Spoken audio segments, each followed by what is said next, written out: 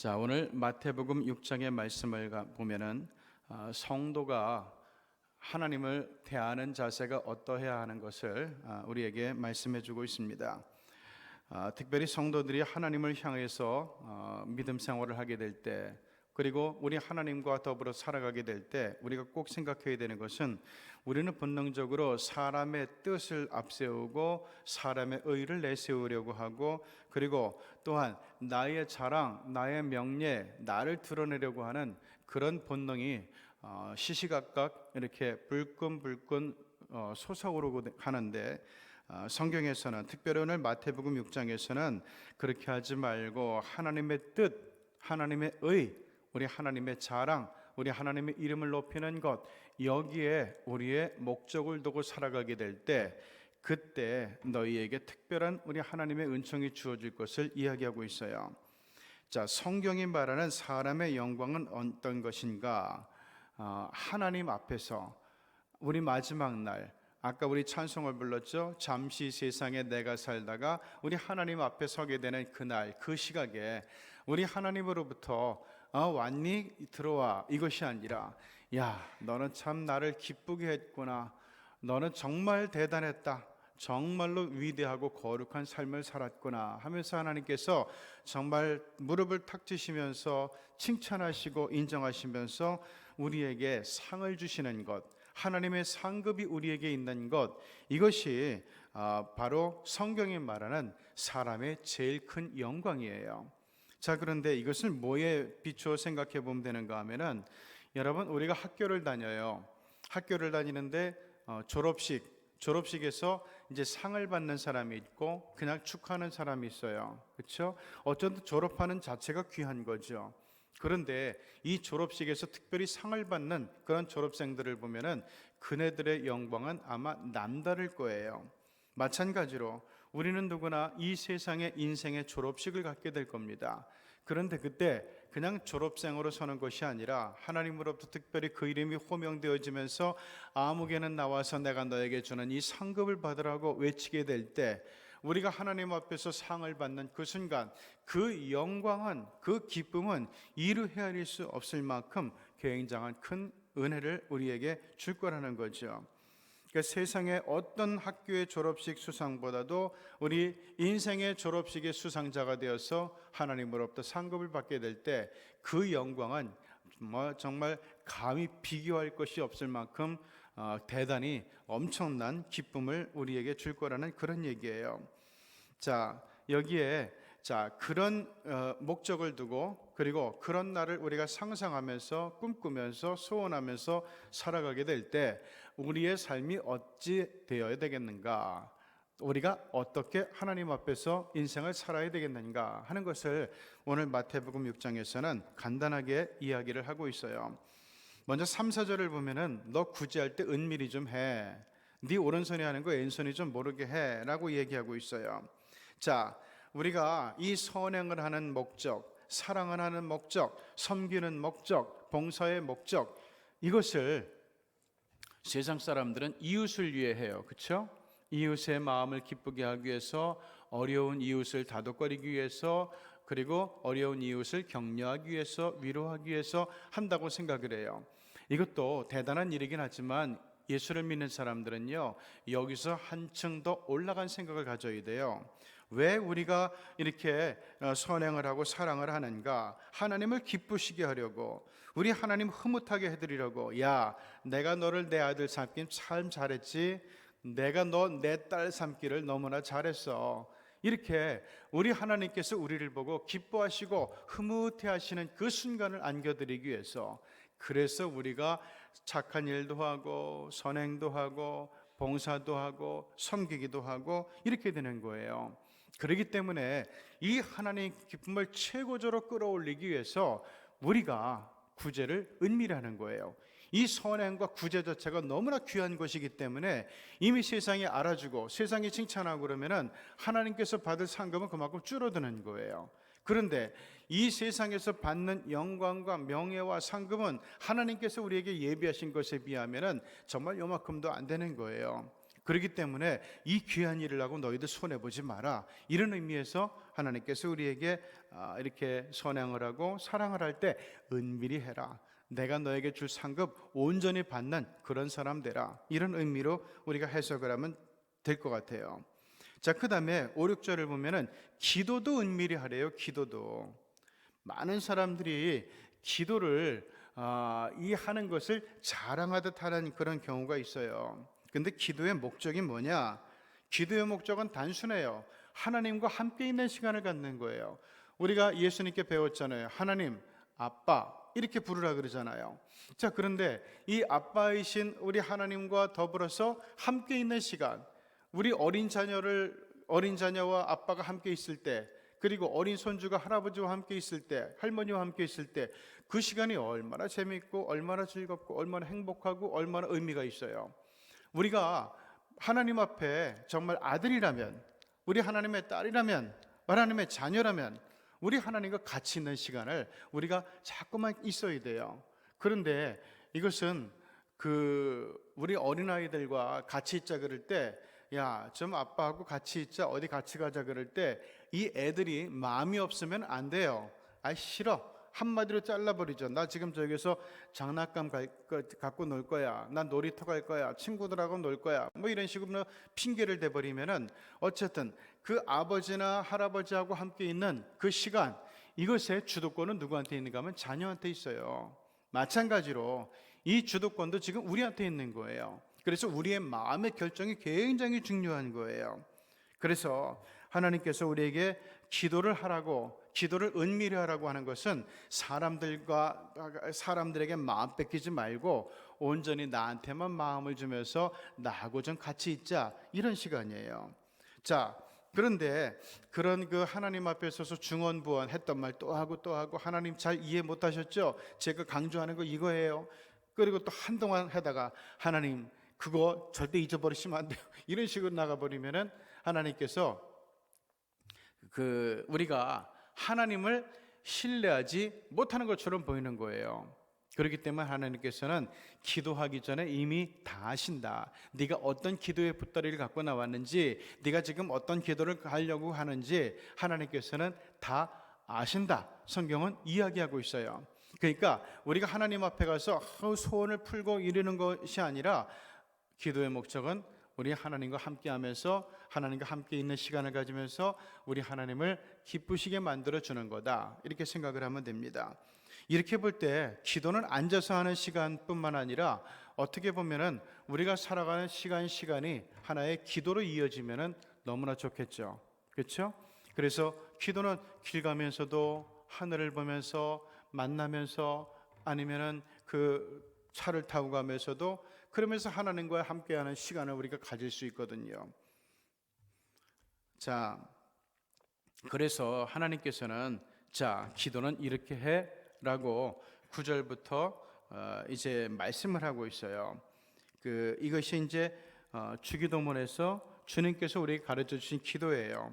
근데 이게 모범 기도문이라고 보면 돼요.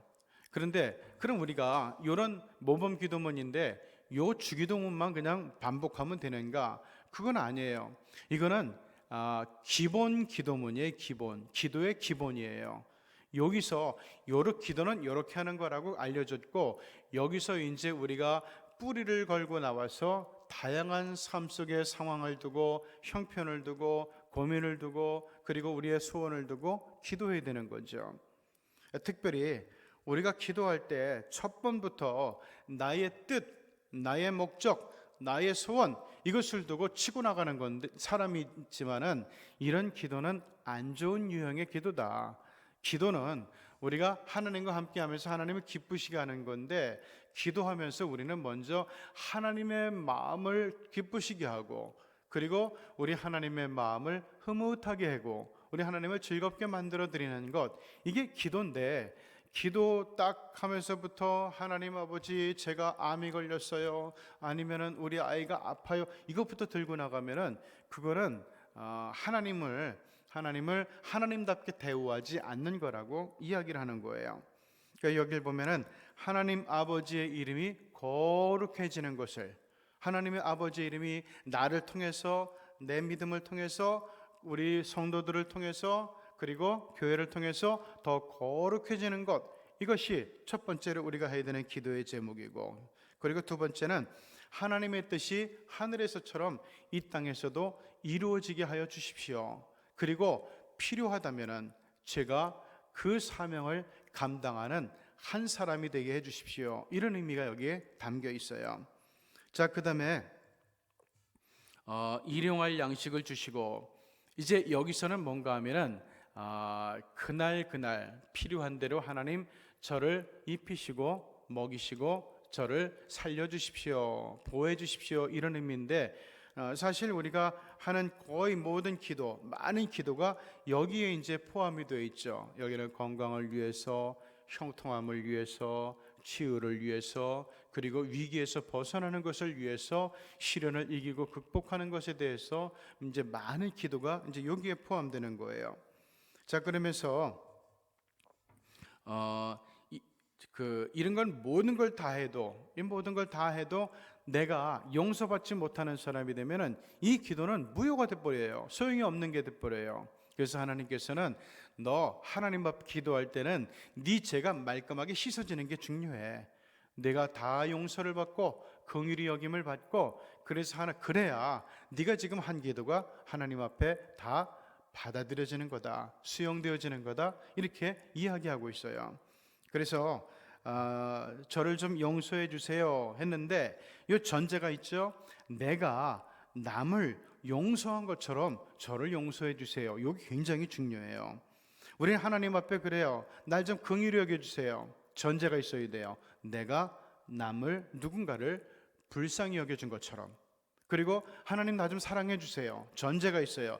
내가 아무개를 사랑한 것처럼. 하나님 날 좀 고쳐주세요, 치유해주세요.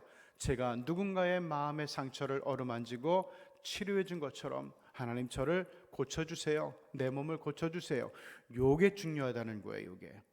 그래서 우리는 이 전제가 없을 때가 많아요.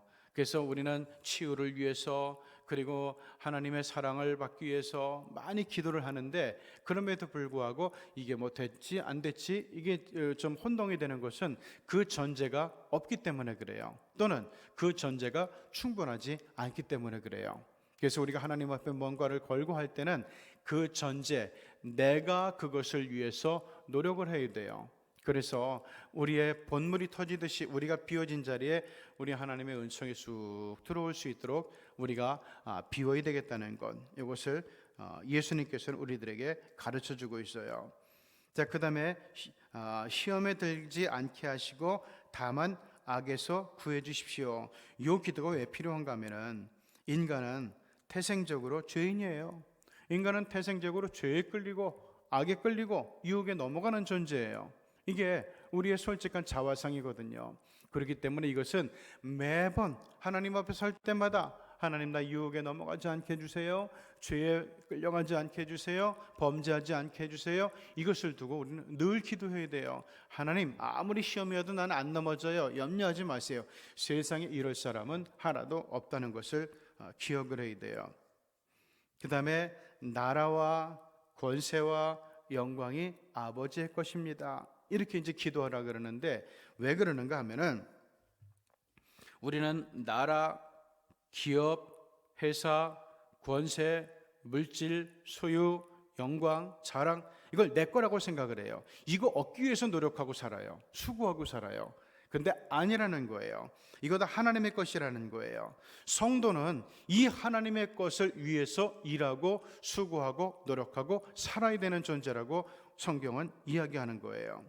자, 우리나라에 기독교인 대통령이 여러 나왔어요. 그럼에도 불구하고 별로 칭찬받지 못했어요. 별로 명예롭지 못했어요. 그 이유가 뭐냐? 나라와 권세와 영광이다, 나를 통해서 하나님의 것입니다, 이게 아니라 그것을 내가 거두려고 했기 때문에, 내 자랑 삼으려고 했기 때문에, 내가 명예롭게 되려고 했기 때문에, 내 권세 삼으려고 했기 때문에 이것이 그렇게 되는 거예요. 그러므로 이 기독교인에게 있어서 이 주기도문이 주는 의미와 가르침은 아무리 강조해도 지나치지 않다는 것을 우리는 늘 생각하며 살아야 되는 거예요. 그러므로 우리는 소원과 목적과 이상을 하나님께 두고 살아야 돼요. 그럴 때 성도는 하나님의 자랑, 하나님의 기쁨, 하나님의 보물이 되는 것이라고 우리에게 이야기를 해주고 있습니다. 오늘 아주 마태복음 6장은 짧은 것이지만은 굉장히 중요해요. 그래서 33절을 보면은 그런즉 너희는 먼저 그의 나라와 그의 의를 구하라. 하나님의 나라와 그분의 의를 구하라. 그분의 자랑을 구하라. 그분의 명예를 구하라. 그분의 영광을 구하라. 그러면 이 모든 것이 너희에게 그대로 더해지게 될 것이다 하는 거예요. 그러니까 우리가 여기 참 아다르고 어다른 문제예요. 예를 들어 가게를 오픈했어요. 가게 오픈하는 사람들은 목적이 똑같아요. 이걸 가지고 돈 좀 많이 벌었으면 좋겠다.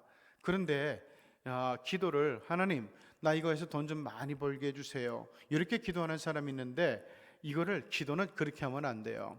하나님 제가 이 사업을 통해서요 우리 교회에서 정말 11조 제일 많이 하는 사람 되고요 선교헌금도 제일 많이 하는 사람 되게 해주세요. 이게 그런 목적이 우리 하나님께 있는 거예요. 똑같은 뉘앙스지만은 그런데 그 의미와 목적 자체가 완전히 달라요. 그렇기 때문에 우리가 살아가는 자세에서 어떻게 기도하는가, 어떻게 우리가 하나님께 뜻을 갖고 살아가는가, 이것이 하나님을 기쁘시게 할 수도 있고 하나님을 실망시킬 수도 있는 거예요. 그래서 훗날 이런 너희는 먼저 그의 나라와 그의 의를 구하라. 그리하면 이 모든 것을 너희에게 더하시리라. 아예 하나님이 뭐 의가 없어요, 영광이 없어요, 자랑이 없어요, 권세가 없어요. 다 있어요. 우리가 올려드린다고 해서 하나님 뭐 그것 때문에 더 부자가 되고 그런 거 아니잖아요. 다만 하나님께서는 우리가 그렇게 살아가지고 하나님께서 우리에게 주실 게 훨씬 더 많은데, 우리가 올려드릴 것보다 하나님 주실 게 훨씬 더 많은데 이거 우리에게 주고 싶어 하니까, 우리에게 입혀주고 싶어 하니까, 이거 우리한테 쏟아 부어주고 싶어 하니까 이렇게 기도하라고, 이렇게 믿음 생활하고 우리에게 가르쳐주고 계시는 거예요. 이 하나님의 마음과 뜻을 잘 헤아리는 가운데서 우리가 하나님께서 예비하고 준비해 주시는 것들 다 받아 안을 수 있는 그런 주님의 아들과 딸들이 되기를 축복합니다. 기도합니다. 거룩하신 하나님 아버지, 오늘 마태복음 6장을 보면서 우리가 또한 많은 은혜를 받습니다. 하나님께서 우리를 향하신 생각, 뜻, 마음, 이것을 잘 헤아릴 수 있는 저희들 되게 하여 주시옵소서. 우리가 본능적으로 세상 사람들처럼 내 것을 거두고 내 의를 위해서, 내 자랑을 위해서, 내 명예를 위해서, 내 나라를 위해서, 내 권세를 위해서 살아가는 것 아니라, 하나님 사는 모습은 똑같아 보이지만, 똑같이 수고하고 부지런하고 성실하지만, 그러나 그 목적 자체가, 이상 자체가 하나님께 두고 살아가는 저희들이 되어지게 하여 주셔서 우리가 하나님께 드릴 것보다 하나님께로부터 받을 것이 훨씬 더 많은 이 인생에서 지혜롭게 우리 하나님이 예비하신 선물을 넉넉히 받아 누릴 수 있는 우리 새벽의 성도들이 되게 하여 주시옵소서. 예수 그리스도 이름으로 기도드리옵나이다. 아멘.